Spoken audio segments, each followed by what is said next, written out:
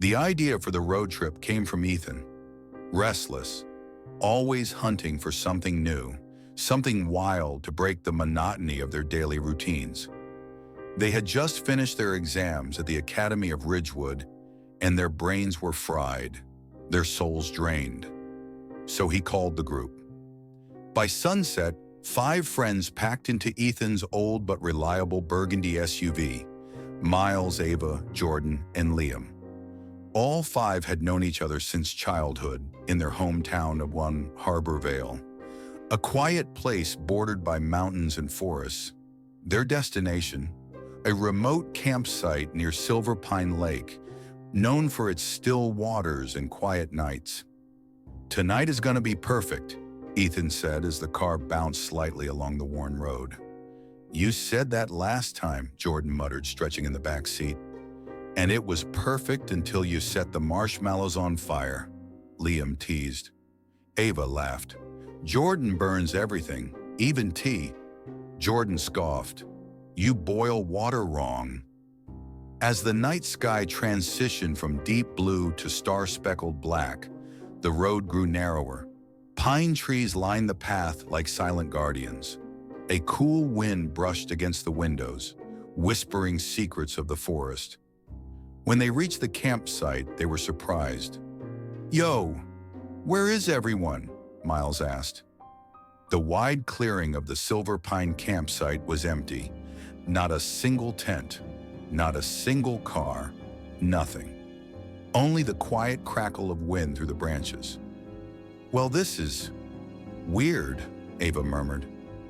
"Lucky for us," Ethan grinned. "No noise, no neighbors, no babies crying." Jordan lifted their camping gear. "Come on, let's set things up." They began unloading the tents, folding chairs, lanterns, and food supplies. They played music on Liam's portable speaker, while Ava attempted to get the campfire going. It took them 30 minutes to realize they were missing something important. "Guys, we barely have any food." Ethan scratched the back of his neck. "Thought Liam packed it." Liam raised both hands. "I brought the snacks." Ethan was on main food duty. Ethan winced. "I thought we'd pick some up on the way." Miles sighed. "So what? We'll survive on 4 packets of biscuits and a bag of peanuts?" "No way," Jordan said. "We're here all night. We need actual food." Ava nodded. "Someone needs to go back to Rosewood City and grab supplies." Ethan looked around. "It's only 30 minutes away. Liam and Miles, you're the fastest drivers. You 2 go." Miles agreed. "Fine, but don't start telling ghost stories until we get back." Ava smirked. "No promises." As the boys climbed back into the SUV, Liam rolled down the window. "We'll be quick. Don't get murdered or anything." "Funny," Jordan said, and with a roar of the engine, the SUV disappeared back into the darkness, slicing through the darkness. The moon hung low, round, bright, unusually golden. "Full moon today?" Liam asked casually. Miles nodded. "Yep, once every month. Kinda looks bigger tonight." The wind pushed against the car, and the road stretched endlessly ahead, illuminated by a thin silver glow. But then something odd happened. Do you remember this part of the road?" Liam asked, squinting. Miles slowed down. "Why?" "The trees, the signs. I swear we passed a gas station on the way here." Miles frowned. "Yeah, on the right side. Where is it now?" Miles glanced out the window. No gas station, no small grocery store, no glowing boards or neon signs, just endless pine trees. "Huh," Miles said. "Maybe we're remembering wrong." "It's pitch black. Maybe we missed it," Liam offered. Miles nodded and kept driving. But 10 minutes later, Liam sat up straighter. "Hold on. Look outside." Miles glanced again. Now the road had old wooden signposts instead of the modern ones he remembered. The road paint looked faded, almost worn off. "What the? Is this a detour?" Liam asked. "There wasn't any detour." Miles turned the radio on. Static. Only static. He switched to another frequency. More static. "Okay, that's weird," Liam said. Miles tried the emergency frequency. Nothing. "Weird night," Miles muttered. "Let's get the food quickly and go back." They kept driving until finally, lights, buildings, civilization. They had reached Rosewood City. But something was wrong. Terribly wrong. "Bro," Liam whispered. "Why does the city look different?" Miles slowed the car to a crawl. The city wasn't the city they knew. The buildings were shorter. The streetlights were older models. The roads were emptier. The clothing people wore, old-fashioned. A man walked by wearing a denim jacket straight from the early 90s. A woman stood near a payphone, an actual payphone, talking loudly. Cars passed by, not modern ones. Old 90s sedans, boxy Jeeps, old hatchbacks, no electric cars, no modern headlights, no LED shop signs. The entire place seemed like someone pressed rewind on reality. "Dude," Liam whispered, horrified. "This is not right." Miles parked the car by the curb. "What the hell happened?" Liam stepped out of the SUV. Cold air brushed his skin. A passing breeze felt different, like the world itself was running at a different frequency. He caught the reflection of their SUV in a shop window. A modern SUV parked among decades-old vehicles. They stuck out like a sore thumb. "What do we do?" Miles asked, stepping beside him. Liam swallowed. "I don't know." People walked by, none giving them strange looks, as if seeing a modern car wasn't unusual, but the surroundings. Everything screamed wrong timeline. "Let's pretend nothing is weird," Miles said. "Just buy food and go." But when they walked into a small grocery store, they froze again. The cashier was using an old wooden cash register. The food brands looked outdated. Even the posters felt vintage. The cashier, an older man with a thick mustache, looked at them. "You boys from out of town?" Miles forced a smile. "Yeah, kinda." "Studying nearby?" the man asked. Liam nudged Miles. "Just say yes." Yes." The man laughed. "You kids always come here late at night for snacks." He scanned their items manually. When Miles handed him the cash, the man stared. "What kind of money is this?" Miles's heart pounded. He'd used a modern currency bill. "Oh, sorry, I grabbed the wrong..." He reached into the SUV and found one old bill crumpled in the glove compartment, left there by the previous owner years ago. The cashier accepted it. "That bill's old, young man. You don't see many of those these days." Miles exhaled shakily. They ran back to the SUV, bags in hand. The moment Liam shut the door, he whispered, "I think we time traveled." Miles stared at him.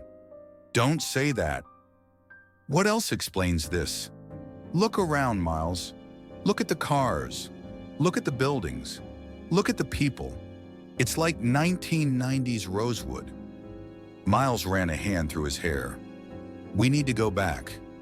"Yeah," Liam whispered, at high speed, right now. But the forest road looked even stranger on the way back.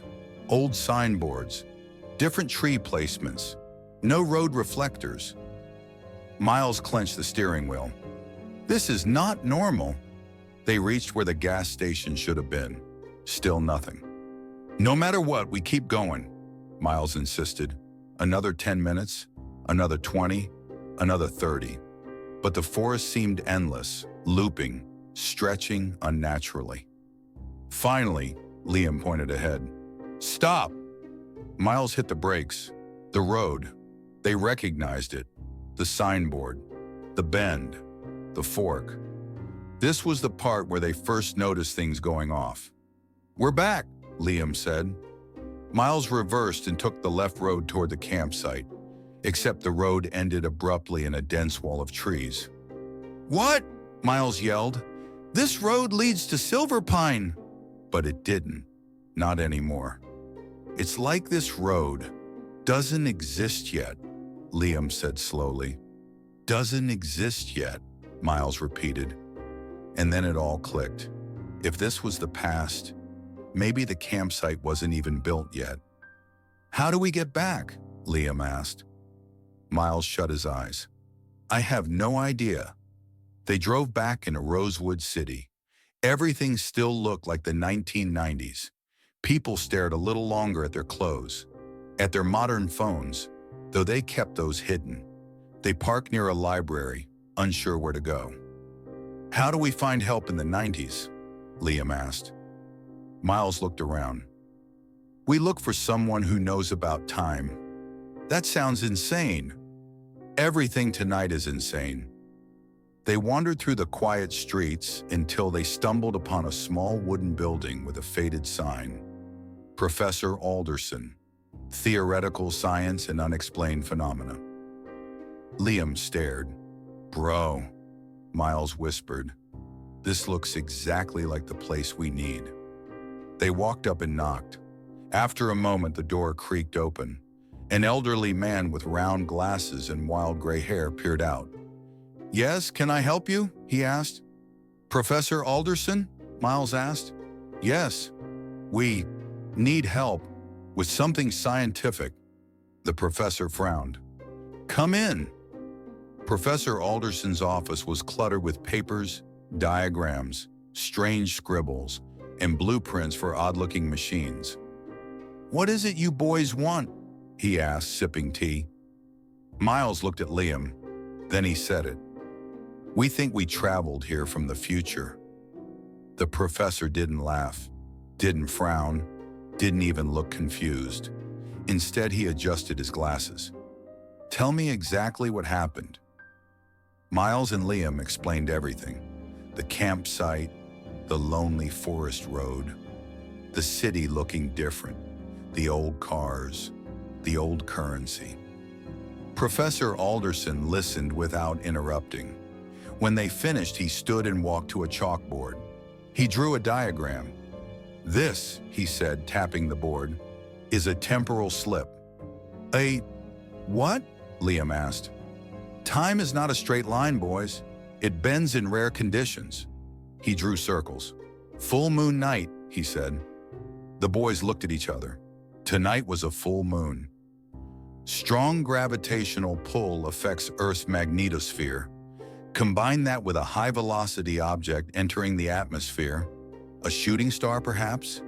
Liam gasped. We did see a shooting star, right at midnight. Alderson smiled sadly.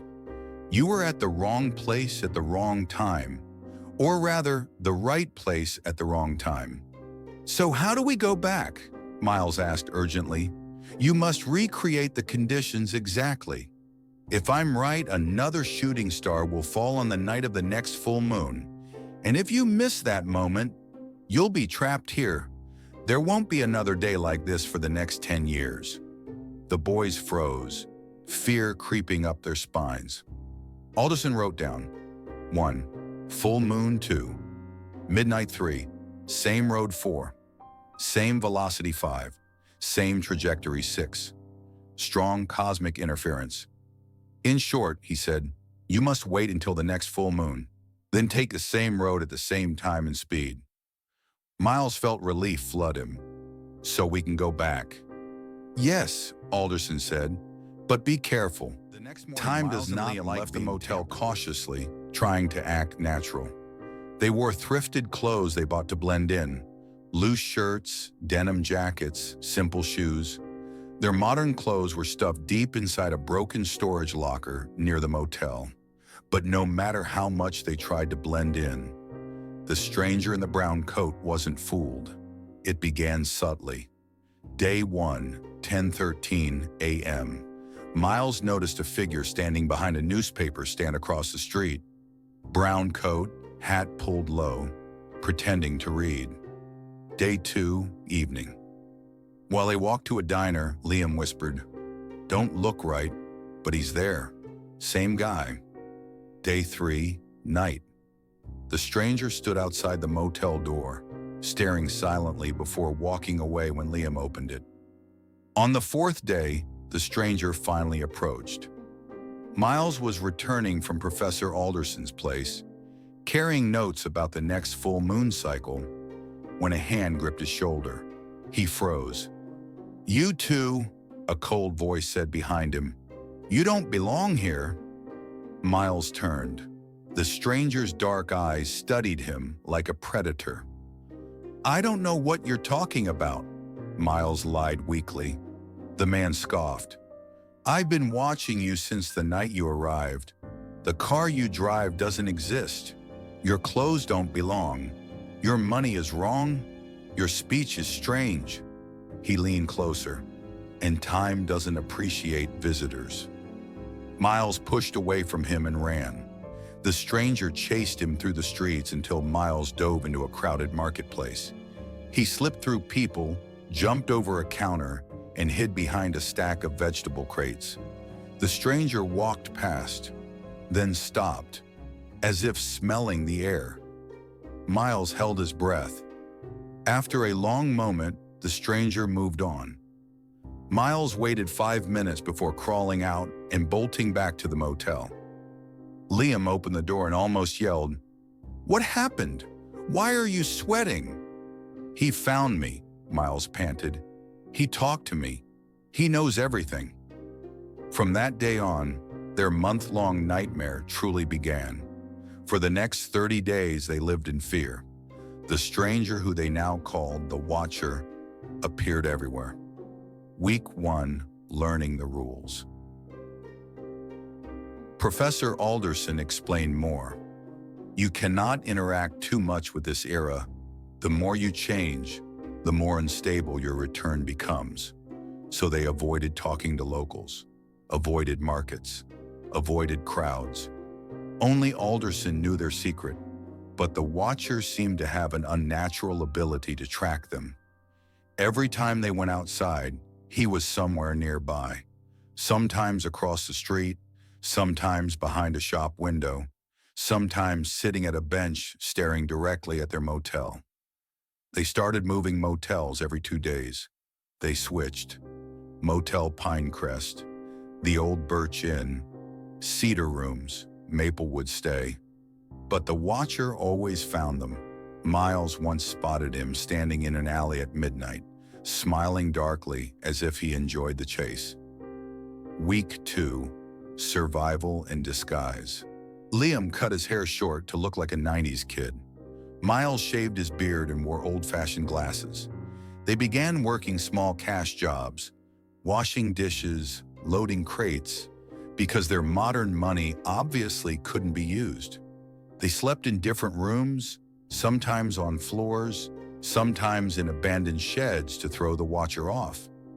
One night they overheard him questioning motel staff. 2 boys, one tall, one slightly shorter. They drive a strange car. They don't belong.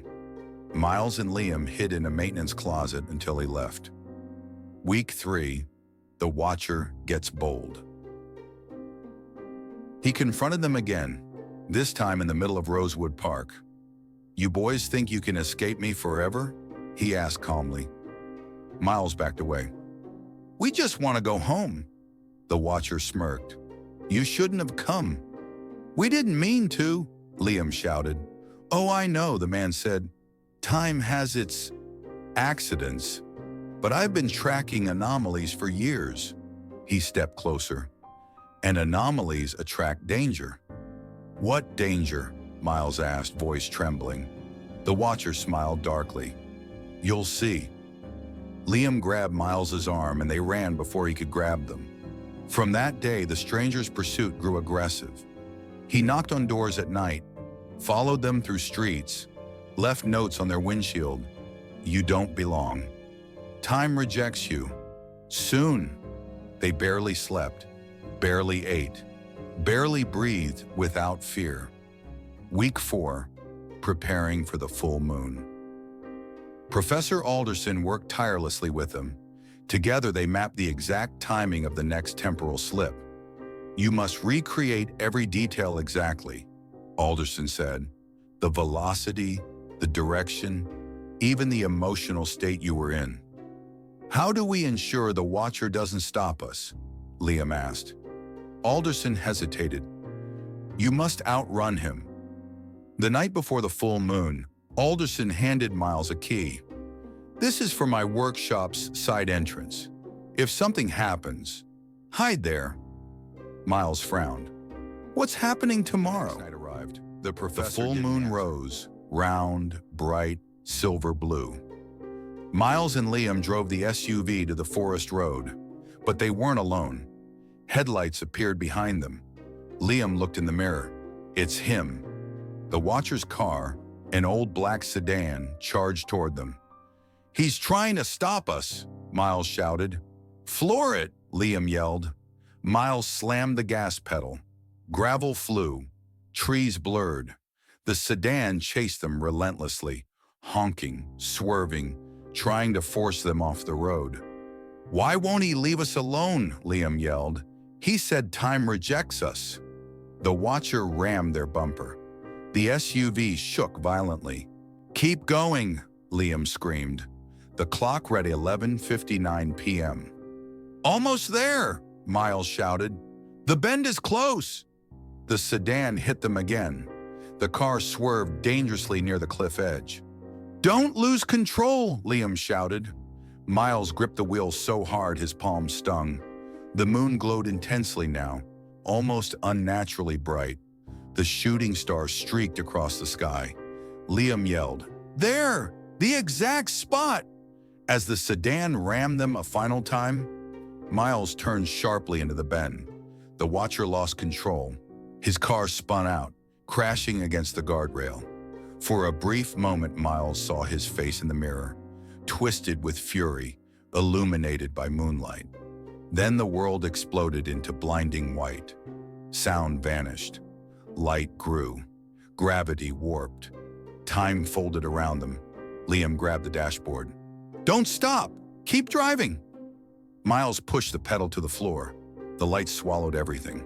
Then, darkness, silence, wind.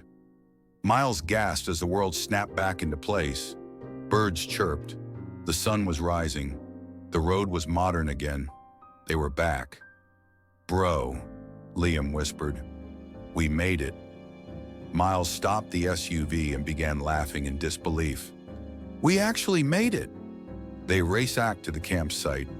Ava, Jordan, and Ethan ran toward them. What took you so long? Ethan asked. You were gone like 1 hour. 1 hour. Miles and Liam exchanged a look. They had lived 30 days, but only 1 hour passed here. That's when they knew. They truly returned home. Life eventually returned to normal. But a few weeks later, Miles received a letter. No address, no name, just a single sentence. Some doors never stay closed forever.